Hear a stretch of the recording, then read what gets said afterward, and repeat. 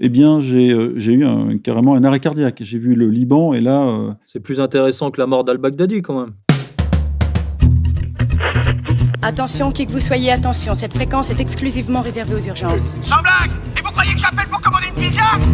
Mais vous savez que vous commencez à m'énerver avec vos questions. Est-ce que je vous en pose des questions, ouais?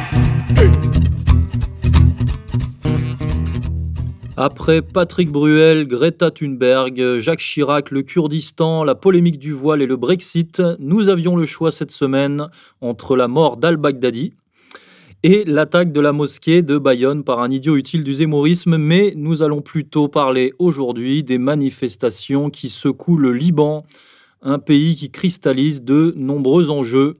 C'est On nettoie l'info hebdo, c'est le 7e épisode et c'est parti. Ils sont prêts à rester aussi longtemps qu'il le faudra dans la rue, et même à y dormir. Ces manifestants libanais ont beau avoir obtenu la démission de leur Premier ministre il y a 2 jours, ils veulent montrer que leur mouvement ne faiblit pas. Ils demandent toujours un renouvellement de la classe politique au pouvoir alors que les tractations pour former un nouveau gouvernement sont toujours au point mort. Après 2 semaines de consultation, ils auront encore besoin de 2 semaines de plus s'ils procrastinent pour nous fatiguer et qu'on arrête de manifester. Les manifestants expriment leur colère contre une classe politique qu'ils jugent majoritairement corrompue. Dans ce pays plongé dans une profonde crise économique, les Libanais voient les inégalités se creuser et la pauvreté gagner du terrain. Depuis le début de la guerre en Syrie et l'afflux de réfugiés syriens, plus de 200 000 personnes ont basculé dans la pauvreté au Liban. Depuis 2 semaines, plusieurs routes ont été bloquées par les manifestants. Après la démission du Premier ministre Hariri, la quasi-totalité des barrages a été levée. Mais de nombreux Libanais sont prêts à bloquer les routes à nouveau s'ils n'obtiennent pas immédiatement des réformes. Nous allons bloquer les routes à nouveau jusqu'à ce qu'on soit sûr que le gouvernement fait réellement quelque chose. Ce jeudi au Liban, de nombreuses banques, écoles et universités sont restées fermées. Les autorités craignent encore des débordements. Alors, depuis une quinzaine de jours, dans certains quartiers de Beyrouth, des mobilisations nocturnes qui, au début, n'étaient pas forcément de grande ampleur et qui étaient en grande partie le fait, apparemment, d'étudiants occidentalisés, on va dire, se sont déroulées, se sont répétées aux cris et aux revendications à prétention révolutionnaire. Donc, on y reviendra pendant l'émission. Dans le même temps, surtout, les banques se ferment au Liban, ainsi que les centres commerciaux, les magasins, ne restent ouverts que les commerces de denrées alimentaires. Quelques routes sont bloquées, quelques voitures apparemment syriennes seront même brûlées en dehors de Beyrouth. Et la crise s'intensifie assez rapidement, de plus en plus de manifestations dans le pays, et on semble s'acheminer vers une paralysie du Liban.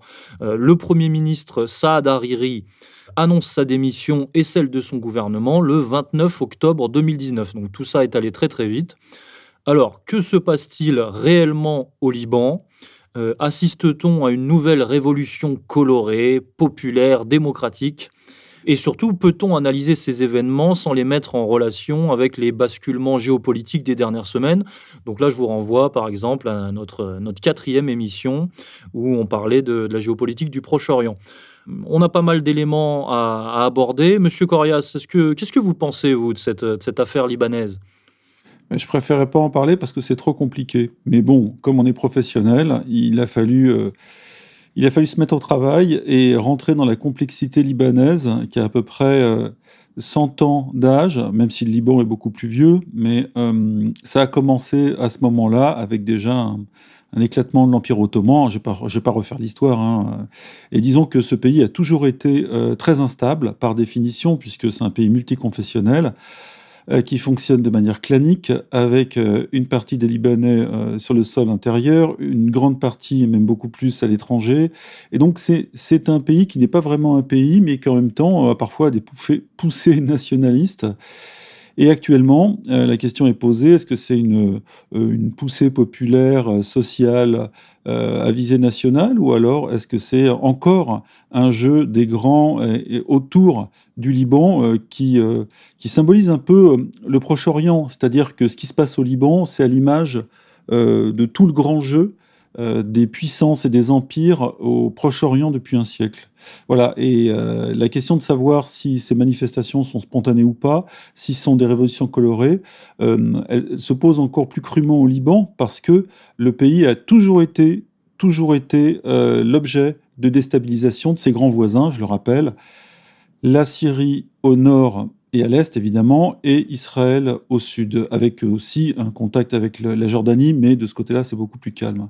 Voilà, donc le Liban ne s'appartient pas vraiment, et en même temps, il a développé en lui des forces de résistance à toutes ces pressions extérieures, syriennes ou israéliennes, voire américaines, et qui lui permettent, par phase, par moment, d'exister, de se développer, parce que c'est un pays très qualifié finalement.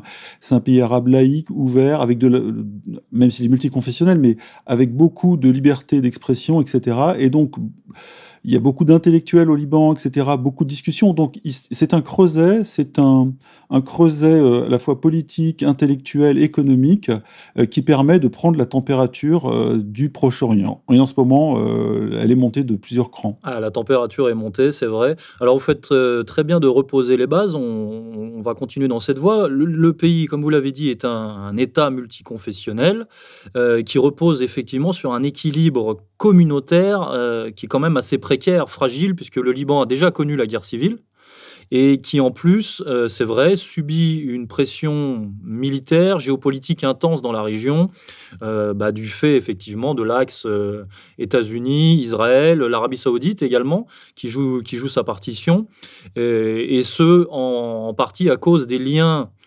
qu'entretient le Liban avec l'Iran, avec la Syrie, avec la Palestine. Et à cela se rajoute, et donc on va peut-être rentrer au cœur de la problématique, une pression qui semble être d'ordre financier actuellement, parce que ce que les commentateurs des médias dominants ne disent pas en ce moment, c'est que la problématique bancaire est au cœur de la déstabilisation et des revendications actuelles. Le Liban et Beyrouth est une place financière internationale. Les Libanais sont connus pour être de grands banquiers. Ils ont beaucoup ils tiennent beaucoup de banques en Europe, ou en tout cas, ils ont des comptes assez importants en Europe, en Afrique aussi. Donc, c'est une diaspora un peu à la manière des Juifs qui tiennent une partie du secteur bancaire international, pas tout évidemment. Et donc, ça compte beaucoup là-bas. Et en fonction par exemple, des arrivages de devises ou d'argent frais au Liban, on peut savoir ce qui se passe. Par exemple, lors de la guerre civile, je crois 75-90 ou 92, 1975-1992, les intérêts bancaires, c'était évidemment l'argent avait été planqué à l'étranger et il avait attendu la fin des hostilités entre milices pour revenir arroser le pays et le redévelopper avec une bonne croissance. Donc, en suivant effectivement les flux bancaires, on peut savoir où en est le Liban politiquement. Et donc, ces dernières semaines, si on suit les flux bancaires, on se rend compte que il y a une pénurie de dollars dans le pays et que c'est très important parce que l'économie libanaise est largement dollarisée. Et donc, ce fait n'est pas mentionné par les analystes officiels, mais d'où vient cette pénurie de dollars? Eh bien, effectivement, elle résulte d'une pression, des sanctions américaine, c'est-à-dire que le département du Trésor américain a mis fin au versement en dollars à l'ensemble des banques libanaises dans lesquelles étaient déposées des sommes assez considérables, d'ailleurs qui viennent, c'est un autre sujet, mais qui viennent en grande partie, semble-t-il, d'Amérique latine. Alors là, on peut se poser la question, est-ce qu'il y a du blanchiment, de trafic de drogue? Parce qu'on sait très bien que les États d'Amérique latine sont très liés aux cartels, etc. Bon, ce serait encore une autre discussion. Mais on a vraiment l'impression qu'il y a une sorte de stratégie d'étranglement économique, puisque dans le même temps, les États-Unis continuaient à faire pression, faisaient pression sur les banques libanaises par ce biais-là, mais aussi par un autre biais, c'est-à-dire qu'ils voulaient couper le Hezbollah directement des dons qui lui été fait par ses soutiens. C'est-à-dire que comme le Royaume-Uni et les États-Unis qualifient le Hezbollah d'organisation terroriste, eh bien ils actionnent leur levier administratif et ils essayent effectivement de le tuer le Hezbollah économiquement. Tout en le dénonçant comme profitant de l'industrie de la drogue sur le sol national, avec la BK et tout ça, mais pas seulement, parce que d'autres, j'allais dire milices, en tout cas d'autres formations ou mouvements politiques au Liban ne sont jamais gênés, surtout pendant la guerre civile, parce qu'il fallait de l'argent, pour développer le trafic de drogue, en profiter. Et donc, évidemment, ça peut venir d'Amérique latine, mais aussi très interne. Il y a une morale à plusieurs étages au Liban.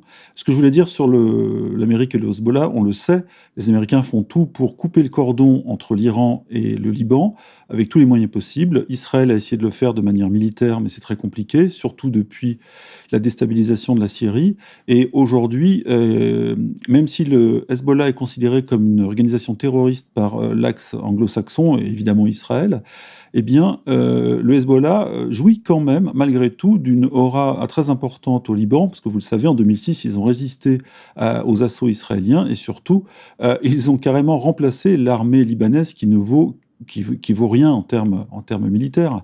Et donc, ce sont eux, en fait, depuis maintenant presque 15 ans, qui sont la garantie de la souveraineté du Liban, et ça pèse politiquement. C'est-à-dire que les coalitions qui se forment à la tête du pouvoir libanais, on sait que c'est partagé entre musulmans et chrétiens, entre sunnites, chiites et chrétiens, eh bien, ça ne tient que parce que Hassan Nasrallah et son Hezbollah font un véritable rempart contre les agressions israéliennes, hein, qui se comptent par milliers depuis des années. Hein. Le Liban Sud, qui touche évidemment Israël Nord, est le théâtre de multiples provocations, tirs et bombardements de la part des Israéliens. Je ne parle même pas des invasions de 1982, de 2006, sous des prétextes divers. Donc là, le Hezbollah représente quelque chose qui n'est pas de l'ordre du terrorisme pour beaucoup de Libanais. Même des Libanais qui sont chrétiens, par exemple, qui sont opposés à lui, ou des sunnites, puisqu'il y a les deux parties des musulmans qui cohabitent. Hein. Il y a à peu près autant de sunnites que de chiites au Liban, qui forment 60% de la population, le reste c'est des chrétiens. Et donc voilà, c'est ce jeu aussi politique interne qu'il faut voir pour comprendre pourquoi le Hezbollah n'est pas persona non grata au Liban même. Oui, alors c'est vrai que le Royaume-Uni et les États-Unis et Israël, qui n'acceptent pas, semble-t-il, la nouvelle donne géopolitique. On voit que donc les Américains, on va dire la frange trumpienne des États-Unis, se retirent militairement du Proche-Orient, mais la frange qu'on va appeler État profond et impérialiste des États-Unis et donc de leurs alliés anglais, anglo-saxons et israéliens n'acceptent pas et, semble-t-il, vont manier la force d'une autre manière, à savoir peut-être déstabiliser le pays par l'économie et peut-être par un soulèvement pour mener peut-être vers un chaos, une guerre civile. Ça peut être une de leurs stratégies, parce que sinon, c'est vrai que le Hezbollah pourrait avoir aussi une importance une plus grande importance dans la région. Et beaucoup de Libanais redoutent un scénario à l'irakienne ou à la syrienne. Ils en sont très conscients puisqu'ils les ont vécus de manière quasi directe pendant des années. Hein. Et de toute façon, tout ce qui se passe au Proche, au Moyen-Orient, peu importe comment on l'appelle, résonne au Liban. Ça résonne puisque ne serait-ce que les 500 000 réfugiés palestiniens depuis les années 70 après la deuxième guerre israélo-arabe, tout ça a déstabilisé le Liban puisqu'il y a eu une fracture entre pro et anti-palestiniens. On se souvient des massacres des phalangistes chrétiens carrément aidés par l'armée israélienne de Sabra et de Shatila. On se souvient des guerres intestines entre sunnites et chiites, entre chiites eux-mêmes, un mouvement Hamal, mouvement Hezbollah, etc., dans les années 80, avant que des traités ne soient signés.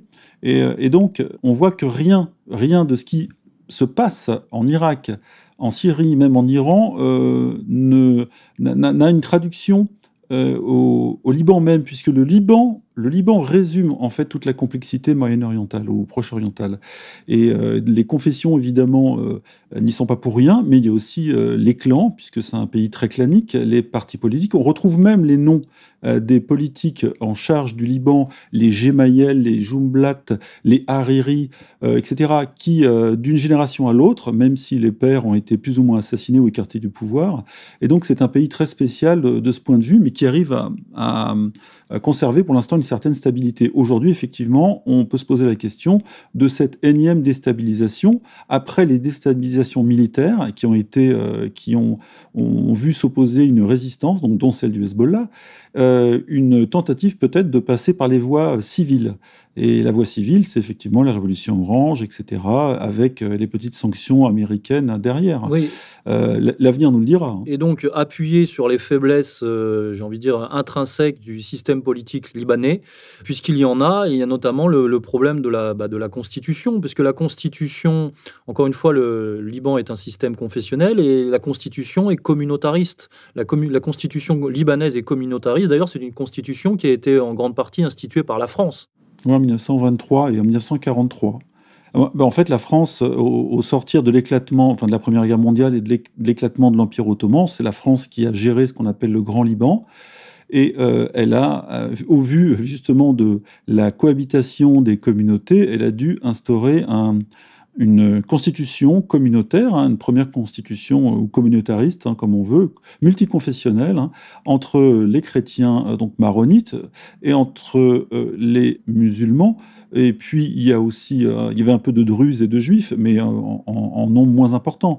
Et donc ça a tenu un certain temps, et ça a fini par éclater en 1975 avec la guerre civile. Mais avant même 1975, il y avait des tiraillements entre les communautés. Le pays n'a jamais réellement été stable. En tous les cas, aujourd'hui, le président est, de manière traditionnelle, un chrétien maronite. Le Premier ministre est un musulman sunnite, si je ne dis pas de bêtises, et le chef de l'Assemblée, le président de l'Assemblée, est un musulman chiite. Voilà. Et c'est comme ça, à peu près, dans ce jeu, dans cette troïka, que se partage le pouvoir au Liban. Après, il n'y a pas que cette représentation politique, mais derrière, il y a les pouvoirs militaires, les anciennes milices, les clans, les factions, le pouvoir bancaire, etc., la diaspora. Donc tout ça, ça joue et ça fait un mélange à la fois très subtil et potentiellement détonnant. Oui, puisque je crois qu'au Liban, il y a 17 communautés ethno-religieuses qui se mélangent. Et c'est vrai que là, les émeutiers ou les manifestants revendiquent un combat anti-corruption, puisque c'est ça qui est mis en avant, notamment dans les médias, puisque c'est vrai que dans un système ultra-communautariste, il y a peu de place pour un mouvement social unifié, et des revendications sociales, portées d'une seule voix, mais plutôt pour effectivement des instincts et des tendances communautaires, claniques, comme vous le dites. Là, surtout clanique, c'est ça qui empêche une unification un peu sociale du pays. Et c'est pour ça que d'ailleurs, on a retrouvé des chiites en grand nombre qui ont manifesté contre le gouvernement en place, même si derrière, il y a évidemment la pression sur la coalition au pouvoir, mais les chiites ont toujours été en fait les déshérités. Le Hezbollah, au départ, c'était le parti des déshérités au début des années 80. Eh bien, les chiites, aujourd'hui, revendiquent, même s'il y a une arrière-pensée confessionnelle, il y a aussi quelque chose de social qui se profile derrière, parce que tout le monde n'est pas à égalité dans ce pays, et la manne de l'État est distribuée de manière très injuste entre les communautés, en fonction de leur puissance militaire, représentation politique. Donc, de ce point de vue-là, le pays n'est pas très unifié et pas très juste. C'est pour ça que la corruption au Liban, semble-t-il, est consubstantielle à la constitution libanaise. Et c'est pour ça d'ailleurs que les services publics au Liban sont quasiment inexistants, défectueux. On se rappelle de la fameuse crise des ordures, il y a des problèmes d'électricité, il y a des problèmes avec l'eau courante. Voilà, c'est toute la question sociale qui est un peu biaisée par le système politique fragile mis en place notamment par les Européens finalement. Ouais. Et puis dès que le pays retrouve son instabilité, si j'allais dire, c'est un peu l'inverse des choses, eh bien tout le monde se sert. C'est-à-dire que, par exemple, pendant la guerre civile, 1975, 1990 ou 92, eh bien les milices ont pillé les banques avant que, évidemment, certains avaient senti le vent venir et avaient exporté leurs capitaux dans les banques européennes, de manière pour les sécuriser. Mais les milices ont sauté sur tout ce qui brillait. Le port a été pillé et des milices ont fait ainsi un trésor de guerre. Et très rapidement, on voit que ce pays rebascule dans l'anarchie, les milices et le clanisme. Alors, il est évidemment très difficile de faire tenir ce mélange ultra volatile. Et évidemment, tout le monde se souvient de cette fameuse phrase qui disait gardez toujours un œil sur le Liban parce que c'est là où se joue l'avenir du Proche-Orient et peut-être du monde. Parce que si ça tient, si ce pays multiconfessionnel tient, alors on pourra voir l'avenir de l'humanité avec optimisme. Sinon, eh bien, ça risque de déraper à nouveau. Et les 15 ans, par exemple, de guerre civile au Liban, on fait quand même 150 000 morts, 17 000 disparus dans un pays de peut-être 6 millions d'habitants, même pas. Donc c'est carrément énorme. Il n'y a pas une famille, pas un clan qui a perdu un des leurs. Et en même temps, d'un point de vue social, là aussi, puisqu'on y revient, c'était les milices qui garantissait en quelque sorte un emploi aux militaires qui étaient soit druzes, soit chiites, soit chrétiens, soit... Voilà, et du coup, le pays est en équilibre entre une guerre civile permanente et aussi un besoin de développement et de restauration de la paix. L'agression israélienne de 2006 a coûté très cher. En fait, les Israéliens, sous prétexte d'aller chercher le Hezbollah dans son terrier, a détruit une grande partie des infrastructures du pays, hein, en déclenchant une marée noire, en bombardant les centrales électriques. Donc c'est quand même, il y a une volonté aussi extérieure de destruction, et les Libanais vivent avec cette épée de Damoclès depuis toujours, au-dessus de la tête. Et donc la question, c'est comment le gouvernement va survivre, le gouvernement peut-il survivre, enfin, quel avenir politique, et même plus pour le Liban, puisque, comme indiqué en préambule, le Premier ministre sunnite, donc Saad Hariri, a démissionné, malgré le fait qu'il avait annoncé justement des mesures sociales. Hein, c'est-à-dire que... Mais ça n'a pas suffi, puisque la contestation est venue. Ce sur quoi appuient les médias dominants, puisqu'on est là pour nettoyer l'info, les médias dominants disent toujours la contestation est partie de nouvelles taxes. Parce que le gouvernement a voté de nouvelles taxes. Oui, mais le gouvernement avait voté de nouvelles taxes parce que dans l'urgence, sous la pression de la stratégie d'étranglement économique bancaire que décrite tout à l'heure. Voilà, entre autres. Entre autres, en grande partie. Et donc, malgré les annonces sociales de Hariri, ça n'a pas suffi. La contestation populaire a continué. Donc, Hariri a sauté. Quid maintenant du général Aoun, qui est le président donc, chrétien, le président de la République libanaise. Oui. Et quid de Monsieur Berri, qui est lui un chiite et qui est le président du Parlement. Voilà, exactement. Et on sait, quand on s'intéresse aux autres partis politiques du pays, que d'autres partis politiques du pays font pression, évidemment, sur le gouvernement pour prendre sa place. Et alors là, on a les forces libanaises qui sont des chrétiens maronites, mais apparemment liés aux États-Unis, donc qui font pression, oui, voilà, pour dégager le gouvernement. On a les Druzes. Oui, c'est ça. Voilà, on a les Druzes socialistes qui, pareil, sont liés, eux, à l'Arabie Saoudite et qui font pression également sur le gouvernement.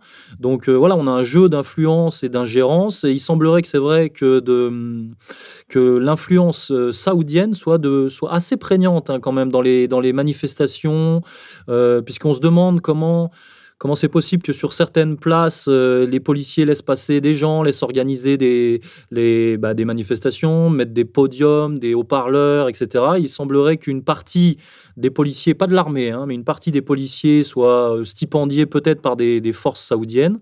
Donc voilà, confluence de beaucoup d'intérêts. Hein. C'est vrai que c'est très compliqué. On remarque une chose, puisque vous parlez de l'Arabie Saoudite, je vous coupe avec votre permission, Monsieur Domrag, c'est que l'Arabie Saoudite s'intéresse de près au Liban, à la situation libanaise, financièrement évidemment, pour contrer peut-être la puissance montante du Hezbollah au Liban. Donc il y a toujours ce conflit irano-saoudien en ligne de mire.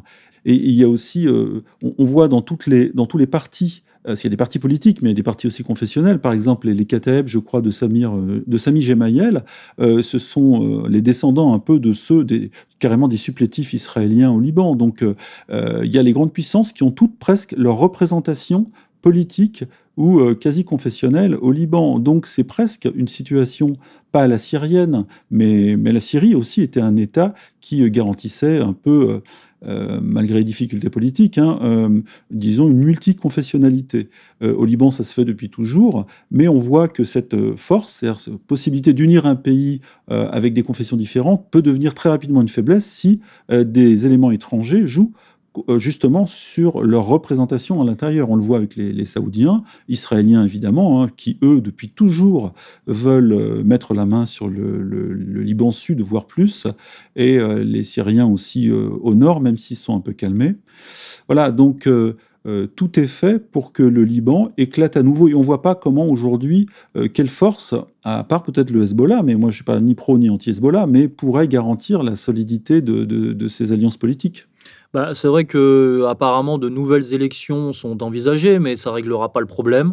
Et en plus, Saad Hariri a des bonnes chances de repasser, parce que c'est le système qui le veut, de repasser à la tête de la coalition. D'ailleurs, Saad Hariri était un ancien homme de main des Saoudiens, enfin homme de main, un homme de paille des Saoudiens, jusqu'à la fameuse affaire Hariri dont on a parlé il y a 2 ans, me semble-t-il, et le changement, le revirement d'alliance. Oui, et puis son père, Rafik Hariri, qui a été assassiné en 2005, lui faisait ses affaires carrément en Arabie Saoudite. Et il a été assassiné théoriquement, là encore, selon les médias mainstream par le Hezbollah, mais l'enquête n'a jamais été poussée à bout. Et je crois que le chef de la sécurité de Rafik Hariri était un ancien des forces de sécurité intérieures, qui a été assassiné, lui, quelques années plus tard, et qui était curieusement absent le jour de l'assassinat. Voilà, donc il y a une telle complexité dans ce pays qu'on est obligé de prendre un peu de recul, mais si on recule trop, on perd de vue justement ces bisbilles internes très, très pointues. Et pourtant, il faut s'y intéresser parce que c'est une partie de l'avenir du Proche-Orient qui est en jeu. Et avec l'influence française qui a beaucoup décliné là-bas. Hein. La France était quand même le grand frère du Grand Liban il y a 100 ans, quasiment jour pour jour. Et aujourd'hui, elle est quasiment absente des débats, même s'il y a encore beaucoup de Libanais qui parlent français. Oui, et puis pour ceux qui se posent la question de comment se déclenche une guerre civile, eh ben, on a là un laboratoire, comme on en a eu d'autres hein, d'ailleurs. Donc on se rend compte qu'il y a effectivement des intérêts extérieurs, mais il y a aussi des gens à l'intérieur qui n'acceptent pas la nouvelle donne, par exemple dont on parlait tout à l'heure, le retrait américain de la région, ou qui n'acceptent pas une montée en pouvoir ou certaines perspectives, et donc qui vont jouer leurs cartes. Et ça peut donner ce genre de configuration. Maintenant, la question, est-ce qu'on ira jusqu'à la guerre civile? Est-ce que finalement, il va y avoir une temporisation politique qui va mettre un peu la poussière sous le tapis et retarder? Ou on peut même imaginer peut-être une prise de pouvoir de l'armée. C'est peut-être une issue qui ne serait pas forcément négative, mais c'est peut-être la seule solution pour stabiliser le pays. Mais avant, c'était la milice la plus puissante en réalité qui dominait les débats et qui imposait les traités. Les milices chrétiennes maronites ont toujours été puissantes. Les milices chiites, elles, ont monté en puissance dans les années 80, qu'elles soient Hamas ou Hezbollah, mais surtout le Hezbollah. Et donc ça fait partie aussi du jeu. Aujourd'hui, on appelle milice l'armée. Alors l'armée libanaise, elle, est faible en théorie, hein, puisqu'elle a quand même fait et cause pour le Hezbollah en 2006, pendant les 33 jours de l'agression israélienne. Donc ça veut dire qu'une union militaire est peut-être possible, mais contre un ennemi commun. Or, le problème, c'est que les partis, les clans et les confessions n'ont pas tous les mêmes élus, je dirais, à l'extérieur. Pendant l'invasion syrienne au nord du Liban, dans les années 75-2000, même 2005, je crois, à peu près, il y avait des partis au Liban qui étaient pro-syriens, ouvertement, hein, donc contre la souveraineté du Liban. Et inversement, quand il y a eu l'invasion israélienne au Liban Sud, dans les années, là aussi, 78-2000, et même un peu plus tard, il y avait des partis qui étaient ouvertement pro-israélien, mais dans l'objectif de limiter la puissance montante du Hezbollah. Donc voilà, le problème, c'est que les jeux internes entre les puissances libanaises, qui constituent en fait le pays politiquement, font appel régulièrement à des puissances étrangères qui peuvent déboussoler le pays et le déstabiliser complètement.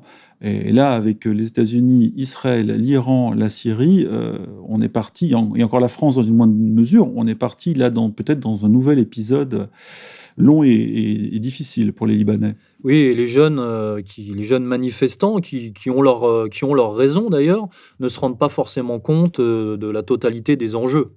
C'est-à-dire que eux, évidemment, il y a une pénurie de dollars, les banques sont fermées, ils se prennent des nouvelles taxes. De leur point de vue, quelque part, c'est normal qu'ils manifestent. Voilà, ils veulent la paix, ils veulent du travail, comme tous les jeunes aujourd'hui, hein, même les autres. Sauf que, effectivement, les conditions sont à creuser géopolitiquement en profondeur. Eh bien, on va se quitter là-dessus, colonel. Au revoir. Eh bien, Monsieur Corrèze, c'était un sujet difficile, donc on espère que nos auditeurs y verront plus clair quand même. Mais quand j'ai ouvert l'enveloppe que vous m'envoyez régulièrement par pli confidentiel. Et pour le sujet du vendredi ou du samedi, eh bien, j'ai eu carrément un arrêt cardiaque. J'ai vu le Liban et là, je me suis effondré. J'ai failli me porter malade, mais finalement, j'ai affronté la complexité de ce dossier, et qui est d'ailleurs bien intéressant, puisqu'on comprend, à travers l'histoire du Liban, en fait, tous les jeux du renseignement ou des armées étrangères au Proche-Orient, et de manière... c'est presque à cœur ouvert, quoi. Le Liban, c'est le cœur ouvert du Proche-Orient, je dirais. C'est plus intéressant que la mort d'al-Baghdadi, quand même. Oui, enfin, il est mort combien de fois déjà, lui? Je sais pas, 2, 3, formé par les Américains dans une prison irakienne avec tout son état-major. Ensuite, il a été relâché contre le pouvoir d'Assad, effectivement. Bon, mais en tout cas, pour ceux qui ont vu le film sur la mort de Ben Laden, fait par l'ex de James Cameron, on a là quasiment point par point la même issue, le même dispositif. Donc, on voit que les Américains n'ont pas peur de réutiliser les mêmes légendes. C'est un remake. Un remake hollywoodien, tout à fait. Chers auditeurs, merci de nous avoir suivis. On se retrouve évidemment la semaine prochaine avec un sujet, on essaiera de faire un peu plus simple. Sur Yvan Attal et sa femme Charlotte Gainsbourg, peut-être, non? Sur leur film Mon chien stupide? Voilà, non, bon, peut-être trop simple, peut-être. Peut-être un sujet culturel. Bonne semaine à tous et restez fidèles à ERFM.